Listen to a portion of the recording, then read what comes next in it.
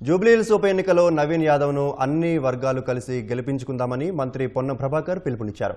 హైదరాబాద్ కొండాపూర్లో కాంగ్రెస్ అభ్యర్థి నవీన్కు మద్దతుగా మున్నూరు కాపుల ఆత్మీయ కలయిక సమావేశం నిర్వహించారు. మంత్రి వివేక్ వెంకటస్వామితో కలిసి ముఖ్య అతిథిగా హాజరైన పొన్నం ప్రభాకర్ హైదరాబాద్ అభివృద్ధికి కాంగ్రెస్ సర్కారు కట్టుబడి ఉందని స్పష్టం చేశారు. ఎన్నికల్లో కష్టపడి పనిచేసిన వారికి రాబోయే మున్సిపల్ కార్పొరేషన్ ఎన్నికల్లో అవకాశాలు కల్పిస్తామని వెల్లడించారు.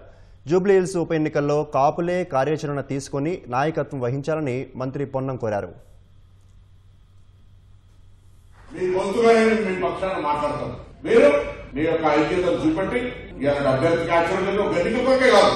మీకే సమస్యలున్నా ప్రభుత్వంలో ఉన్నాం, పరిష్కారం చేస్తున్నాం. ఇది ప్రజాపాలన ప్రభుత్వం ఒకటేసారి మేము నడిపిందే మరొకరి మేము చెప్పిందే వినాలనేటువంటి మీరు చెప్పింది కూడా ఉంటాం. చరిత్ర కాంగ్రెస్ పార్టీ 2 సంవత్సరాలు పరిపాలించింది. కాంగ్రెస్ పార్టీ దగ్గర ఆస్తులు ఉంచుకునే పార్టీ దగ్గర వేల లక్షల కోట్లు ఉంటున్నాయి.